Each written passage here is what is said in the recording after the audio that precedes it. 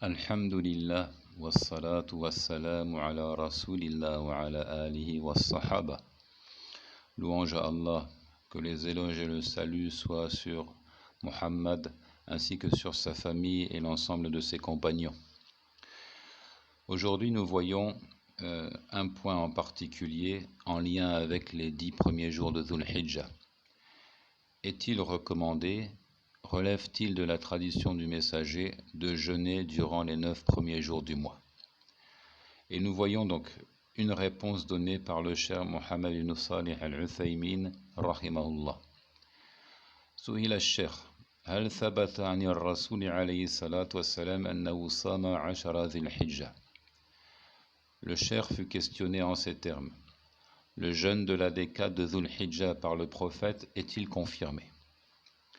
أجاب الشيخ محمد بن صالح العثيمين أبلغك أن النبي صلى الله عليه وسلم قال ما من أيام العمل الصالح فيهن أحب إلى الله من هذه الأيام العشر بلغك? Le cheikh a donc répondu. T'est-il parvenu que le prophète alayhi salatu wassalam a dit: il n'est pas de jours durant lesquels l'œuvre pieuse est plus aimée d'Allah que ces 10-là? En as-tu été informé? As-Sa'il, Na'am. Le questionneur répond oui. Ash-Shaykh, هل الصيام من العمل الصالح؟ نعم. ما الذي أخرجه من هذا العموم؟ هل قال الرسول عليه الصلاة والسلام إلا الصيام فلا تصوموا؟ Le cheikh reprend. Le jeûne relève-t-il de l'œuvre de piété? Oui. Qu'est-ce qui peut donc l'exclure de cette généralité? Le messager a-t-il dit, à l'exception du jeûne, ne jeûnez pas? As-Sa'ilu la. Le questionneur dit non. Ash-Shaykh, إذن ما الذي أخرجه من هذا العموم؟ حديث عائشة ما رأيته صائما قط. هي ما رأت لكن غيرها قد رآه. ففي حديث آخر لإحدى أمهات المؤمنين تقول إن الرسول عليه الصلاة والسلام كان لا يدع صيامها. Le cheikh dit, par conséquent, qu'est-ce qui l'extirpe de la généralité? S'agit-il du récit de Aïcha radiyallahu anha? Je ne l'ai jamais vue en état de jeûne. Il voulait signifier ici qu'elle ne l'a pas vu jeûner durant cette décade. Elle n'a pas vu, mais d'autres l'ont vu. Et dans la narration d'une autre des mères des croyants, qu'elle dit, le messager ne délaissait pas le jeûne de ces jours-là. قال الإمام أحمد والمثبت مقدم على النافي ثم لو فرض أنه ما وجد ما يثبت أن الرسول عليه الصلاة والسلام صامه فتدخل في العموم ما من أيام العمل الصالح فيهن أحب إلى الله من هذه الأيام. L'imam Ahmad disait, la narration qui confirme est prioritaire, on lui donne l'avantage sur celle qui fait négation. Donc ici, le Cheikh al-Uthaymin, il s'en réfère à une règle établie par les spécialistes de la narration, et en l'occurrence ici l'imam Ahmad ibn Hanbal. Lorsqu'une narration vient confirmer un point, établir une pratique ici, alors nous devons lui donner la priorité sur une narration qui, elle, ne fait que nier. Ensuite, en admettant qu'on ne trouve pas ce qui est établi, on ne trouve pas ce qui est établi que le messager alayhi salatu wassalam a jeûné durant cette décade, alors il s'inscrit dans la généralité des termes. Il n'est pas de jours durant lesquels l'œuvre pieuse est plus aimée d'Allah que ces 10-là. Il a dit l'œuvre pieuse, de manière générale, ce qui inclut le jeûne. Donc, retenons bien ici cette règle établie par les spécialistes de la tradition. Une règle qui s'applique à la question que nous traitons. Il y a un récit de Aïcha qui dit « Je ne l'ai jamais vu jeûner ». Et un autre récit d'une des mères des croyants qui dit « Il ne délaissait jamais le jeûne ». Donc, le premier récit, il fait négation. Et le second, lui, il vient confirmer le fait que le messager, alayhi salatu wassalam, jeûnait durant cette décade. Donc, le premier c'est l'expression de quoi? Du fait qu'Aïcha ignore, hein, elle ne l'a pas vu, elle ignore, elle n'a pas connaissance du fait qu'il jeûnait. Tandis que le deuxième, effectivement, établit la connaissance. Hein. Elle sait, celle-ci sait qu'il jeûnait, elle l'a vu jeûner, elle a la certitude qu'il jeûnait. Donc le premier n'est que l'expression ici d'une forme d'ignorance, hein, tandis que le second, lui, il établit un savoir. Donc les ulama ont dit ici, le hadith qui confirme, qui est prioritaire, et on lui donne l'avantage sur un hadith qui ne fait que nier. وإذا قدرنا أن الرسول عليه الصلاة والسلام ما صامها فهذه قضية عين قد يكون الرسول ما صامها لاشتغاله بما هو أهم. Le cheikh Ibn Uthaymin ajoute, en supposant que le messager alayhi salatu wassalam ne les ait pas jeûnés, en supposant, alors ça concerne un cas isolé ici, hein, une personne en particulier, et en l'occurrence la meilleure de toutes les personnes, le messager alayhi salatu wassalam. Mais il se peut que le messager ne les ait pas jeûnés, puisqu'étant occupé à ce qui est plus important encore. C'est une éventualité. Peut-être qu'il n'a pas jeûné, et dans ce cas, ça ne veut pas dire qu'il n'est pas légitime de jeûner, simplement il n'a pas jeûné parce qu'il était préoccupé, hein, à la gestion de la communauté ou à d'autres œuvres plus importantes encore. On peut imaginer cela. وهنا قاعدة يجب أن نعمل بها إذا جاءت النصوص اللفظية عامة فلا تسأل هل عمل بها الصحابة أو لا لأن الأصل أنهم عملوا بها وعدم العلم بعملهم ليس علما بعدم عملهم فالأصل أنهم عملوا به. Ici, il existe une règle que nous devons appliquer. Si des textes nous parviennent en des termes de portée générale, ne demande pas par la suite les compagnons les ont-ils oui ou non mis en application. Puisque le fondement, la considération première, est qu'ils les ont mis en pratique.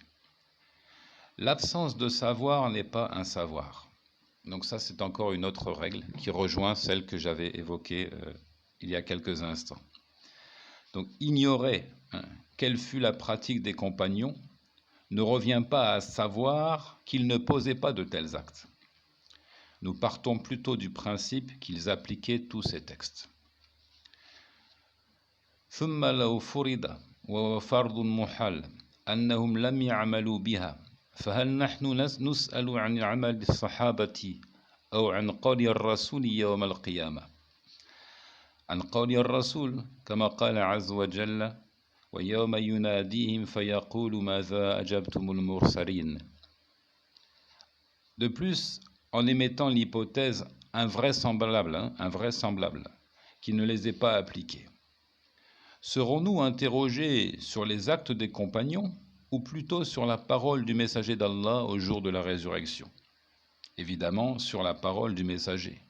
Comme Allah le dit, verset 65 de la sourate 28, et le jour où il les appellera et qu'il dira, que répondiez-vous au messager? هل يمكن لأي إنسان أن يجد حجة إذا سئل يوم القيامة عن قول من أقوال الرسول عليه الصلاة والسلام عامة هل يمكن أن يقول يا رب لم يعمل بها الصحابة أو لا أدري هل عملوا بها أم لا لا يمكن أن تكون هذه حجة. Est-il possible à un homme, quel qu'il soit, de trouver argument s'il est interrogé au jour de la résurrection sur un des propos du messager de portée générale, sur une parole tenue par le messager, une parole de portée générale qui s'adressait à tous aussi? Pourra-t-il dire, Seigneur, les compagnons ne l'ont pas appliqué? Ou pire encore, je ne sais pas si les compagnons l'ont oui ou non mis en pratique.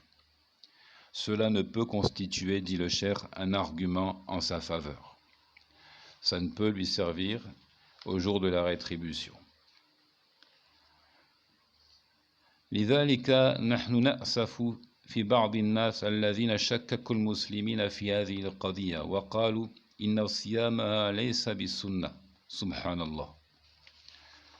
Pour ce, dit le cheikh Ibn Uthaymin, nous regrettons l'attitude de certains qui ont cherché à semer le doute chez les musulmans à ce sujet, c'est-à-dire au sujet du jeûne, et qui dirent le jeûne des premiers jours de Dhul Hijjah n'est pas de la sunna.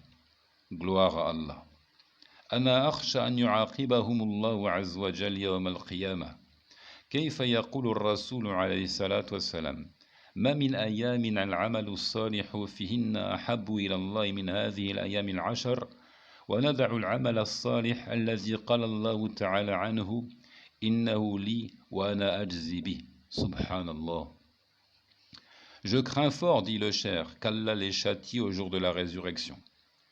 Comment le messager d'Allah peut-il dire « Il n'est pas de jour durant lesquels l'œuvre pieuse est plus aimée d'Allah que ces 10-là » et ensuite nous délaissons l'œuvre pieuse de laquelle Allah en personne a dit « Il est à moi, le jeûne m'appartient, et c'est moi qui le rétribue. » Toute gloire à Allah. لذلك يجب أن نرد هذه الدعوة على أعقابها فتنقلب خاسئة إلى أن قال وهذه في الحقيقة مصيبة أن يكون الناس قد عملوا على عمل ليس فيه إثم بل فيه أجر ثم يذهب بعض الناس يخالف ليذكر فيأتي بما يخالف العادة التي هي أقرب للحق مما قال وهذه مشكلة. De ce fait, il est obligatoire de rejeter cet appel à délaisser le jeûne. Il est obligatoire de le réfuter, de sorte qu'il s'en revienne humilié. Jusqu'à dire donc, en réalité, c'est un fléau de voir des gens qui réalisent une œuvre ne recouvrant pas de péché et mieux encore, une œuvre rétribuée. Et par la suite, certains s'y opposent. Pourquoi s'y oppose-t-il, nous dit le Cheikh Al-Uthaymin, pour faire parler d'eux. C'est souvent le cas des gens qui amènent des questions que l'on peut qualifier de marginales. Tout ça pour se faire remarquer et faire parler d'eux. Ils apportent ce qui contrarie les habitudes qui sont plus proches de la vérité que leur discours à eux. Donc effectivement, dans certains pays, et en l'occurrence ici l'Arabie, les gens ont l'habitude de jeûner durant les 9 premiers jours de Dhul Hijjah. Et ils apportent ici donc un discours nouveau qui vient remettre en cause des habitudes qui sont pourtant plus proches de la vérité que ce discours. وهذه مشكلة, c'est là un véritable problème. Fin des propos du Cheikh Al-Uthaymin dans Liqa'at al-Bab al-Maftouh, au numéro donc 4063. Tout cela établit clairement qu'il est recommandé de jeûner durant les 9 premiers jours de Dhul Hijjah et surtout donc le 9e jour appelé Yawm Arafah. Wallahu ta'ala a'lam.